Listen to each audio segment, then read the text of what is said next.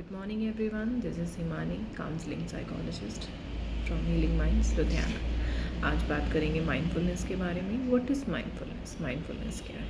Mindfulness एक इस तरह की थेरेपी है जो हमें प्रेजेंट में जीना सिखाती है।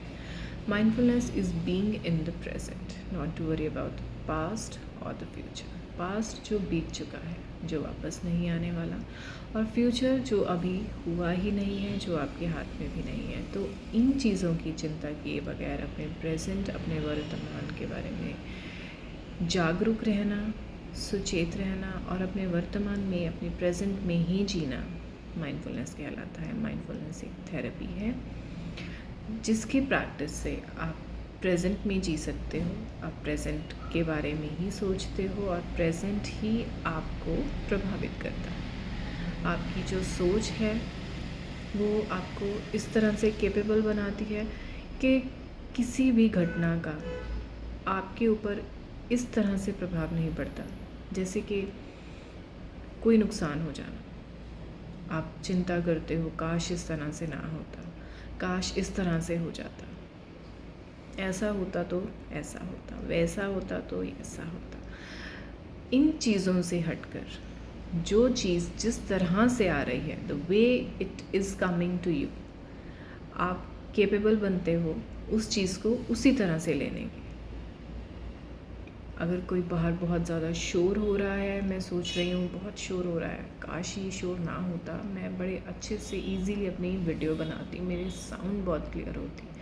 बट मुझे इन चीज़ों से फ़र्क नहीं पड़ रहा है क्योंकि मैं उस चीज़ के बारे में नहीं सोच रही हूँ। मैं अपने वर्क पर कॉन्सेंट्रेट कर रही हूँ, मैं अपना बेस्ट दे रही हूँ। जो एक्सटर्नल फैक्टर्स हैं ये मेरे कंट्रोल से बाहर है और इन चीज़ों के बारे में मैं सोचकर अपने माइंड को स्ट्रेस भी नहीं दे रही हूँ। मैं सिर्फ़ और सिर्फ अपने वीडियो के बारे में सोच रही हूँ, प्रेजेंट के बारे में सोच रही हूँ।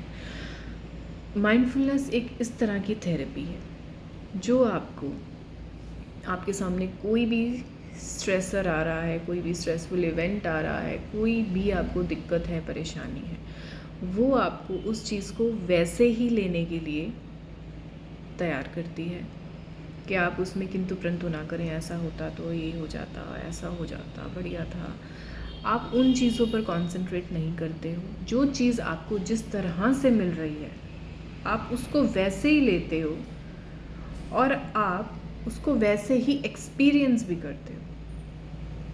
आपको उस चीज़ से भागना नहीं है। You are not going to take a flight. आप भाग नहीं रहे हो, आप अवॉइड नहीं कर रहे हो, आप उस चीज़ को एक्सपीरियंस कर रहे हो। चाहे वो दुख की बात है, चाहे वो सुख की बात है, आपको कंट्रोल किस पर करना है? आपको कंट्रोल अपने रिएक्शन पर करना है। आपको उस चीज़ को समझना पड़ेगा कि ये हो गया है और ये हुआ है, इसको रोका नहीं जा सकता, इसको बदला नहीं जा सकता। उस चीज़ को बिना किसी बड़े रिएक्शन के शांति से एक्सेप्ट करना और बड़े ही शांति से उस चीज़ को देखना कि हाँ ये हो गया है। अपने रिएक्शंस पर कंट्रोल करना और उस चीज़ को वैसे ही महसूस करना कि दिस इज़ नेचर और ये हुआ है।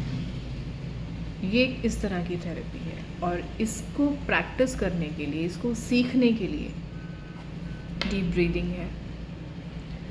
ब्रीदिंग इस तरह से है कि आप सांस लो, आपका पेट फूल रहा है और आप जब सांस छोड़ रहे हो पेट अंदर की तरफ जा रहा है और आपका ध्यान, जो आपका कंसंट्रेशन है, वो प्योरली आपकी ब्रीथ पर है। सांस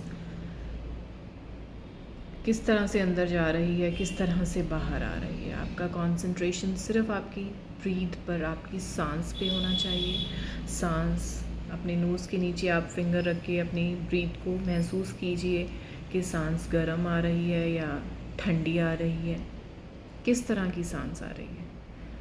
आपका ध्यान प्रेजेंट में बिल्कुल अपने सांस पे, ब्रीदिंग पे केंद्रित होना चाहिए। इस बात से डरने की ज़रूरत नहीं है कि मेरा ध्यान एकदम से किसी बात की तरफ चला गया, किसी ऑब्जेक्ट की तरफ चला गया। Being a human being, we all are human beings. हमारा मन चंचल होता है, इधर उधर भागता है like monkey, because we have so many thoughts in our mind. It's totally all right, it's perfectly all right. कोई बात नहीं, अगर आपका माइंड इधर उधर भागा भी है तो उसे वापस ले आइए, उसे वापस ले आइए और फिर उसी चीज़ पे कंसंट्रेट कीजिए। रिलैक्सेशन टेक्निक्स का यूज़ कीजिए, जैसे कि body scan, checkups and progressive muscle relaxation therapy and systematic desensitization, guided meditation. बहुत सी चीज़ें हैं जो आपकी बॉडी को रिलैक्स करेंगी और आप उन चीज़ों के द्वारा अपने माइंड को एक चीज़ पर केंद्रित करेंगे, अपनी ब्रीदिंग पे, अपने ब्रीदिंग के पैटर्न पे, अपनी बॉडी पे, अपने ऊपर केंद्रित करेंगे, जिससे कि आप प्रेजेंट में जो हो रहा है उसको एक्सपीरियंस कर पाएंगे और फिर ये धीरे धीरे ये जो चीज़ है वो लाइफ की हर जगह पे अप्लाई होने लग जाएगी। इससे आप अपने रिएक्शन पर कंट्रोल कर सकते हैं और जो चीज़ जिस तरह से आ रही है उसे वैसे ही लेना सीख जाते हैं, जो कि बहुत ही हेल्पफुल है। माइंडफुलनेस के लिए हमें कोई मेडिटेशन के लिए तो हमें एक प्रॉपर सेटिंग चाहिए, एक प्रॉपर एटमॉस्फेयर चाहिए, एक प्रॉपर एक इस तरह का सिचुएशन होनी चाहिए कि बहुत ही कामनेस हो, बिल्कुल शांति हो, बहुत ही पॉजिटिव इन्वायरमेंट हो।